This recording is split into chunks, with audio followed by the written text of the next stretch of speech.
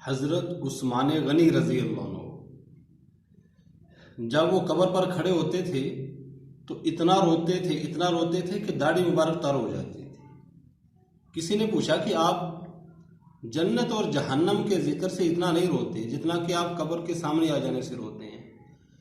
فرمایا قبر آخرت کی منزلوں میں سے سب سے پہلی منزل ہے، جو یہاں پہ کامیاب ہو گیا اس کے بعد کی ساری منزلیں اس کے لیے آسان ہوتی چلی جائیں گی، اور جو اس میں ناکام ہو گیا بعد کی ساری منزلیں اس کے لیے مشکل تر ہوتی جائیں گی۔ نبی اکرم صلی اللہ علیہ وسلم نے فرمایا انما القبر روضۃ من ریاض الجنہ وحفرۃ من حفر النار۔ قبر یا تو جنت کے باغوں میں سے ایک باغ ہے یا جہنم کے گڑھوں میں سے ایک گڑھا ہے۔ قبر یا جنت کا باغ ہے یا جہنم کا گڑھا ہے۔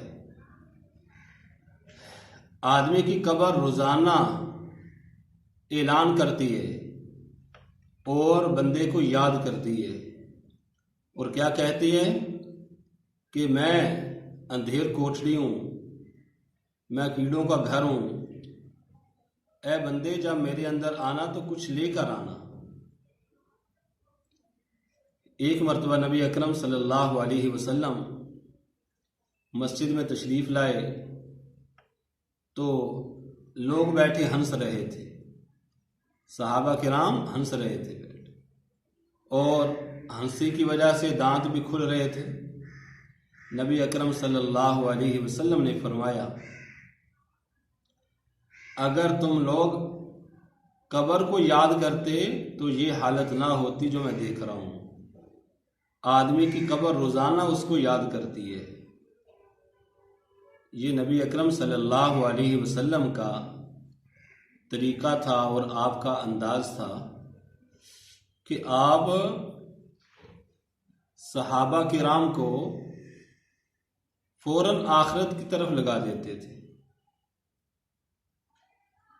موقع محل کے مطابق آپ نصیحت فرماتے تھے اور دنیا سے آخرت کی طرف۔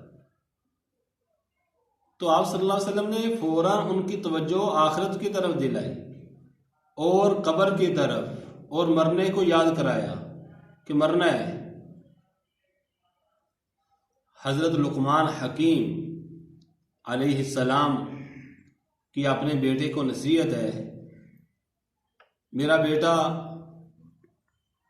جنازوں میں شرکت کیا کرو اور تقریبات شادیوں میں شرکت کم کیا کرو، پرہیز کیا کرو، چونکہ جنازے آخرت کی یاد دلاتے ہیں اور تقریبات یہ دنیا میں مشغول کرتی ہیں۔ اور وہ فرماتے ہیں میرا بیٹا اتنے گناہ کر لینا جتنے جہنم کی آگ میں جل سکے، اور ان کی جو اپنے بیٹے کو نصیحتیں ہیں اس میں یہ بھی ہے کہ میرے بیٹے رب اغفر لی کثرت سے پڑھا کرو۔ اس کا ترجمہ ہے اے میرے رب مجھے معاف فرما۔ یہ کثرت سے پڑھا کرو چونکہ اللہ کے الطاف میں بعض وقت ایسے ہوتے ہیں کہ بندہ جو اللہ سے مانگتا ہے وہ بندے کو مل جاتا ہے۔ ان کی اپنے بیٹے کو جو نصیحتیں ہیں بڑی بہترین ہیں، بڑی عالی شان نصیحتیں ہیں اور عجیب نصیحتیں ہیں۔ یہ حبشہ کے رہنے والے تھے اور ایک غلام تھے۔ ایک مرتبہ بیٹھے ہوئے تھے، پاس مجمع بھی بیٹھا ہوا تھا، کوئی آدمی پاس سے گزرا، اس نے پوچھا کیا آپ وہ نہیں ہیں جو فلاں پہاڑ پہ بکریاں چرایا کرتے تھے؟ فرمایا ہاں میں وہی ہوں۔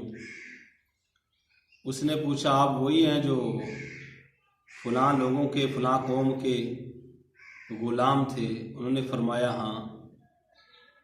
اس نے پوچھا کہ پھر آپ اس مقام تک کیسے پہنچ گئے؟ اس مقام تک کیسے پہنچ گئے؟